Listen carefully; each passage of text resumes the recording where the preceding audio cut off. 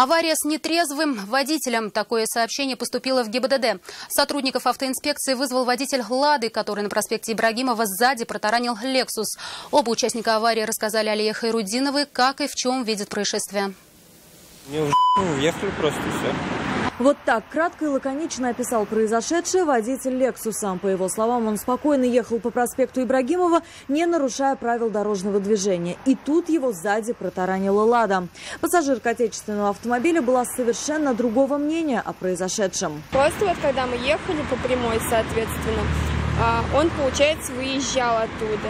Ладно, когда он нас начал подрезать, мы еще притормозили нормально, но перед ним еще машина ехала, и она еще пролезла туда. Он порезко по тормозам дал, и, соответственно, здесь уже хоть сколько у нас даже тормозного путя нет. Но девушку больше смутило даже не то, что водитель иномарки столь грубо, как она считает, нарушил правила, а то, что сел за руль он, как ей показалось, в нетрезвом виде. Сделали заявку, говорите, что я пьяный, правильно? Я так понимаю.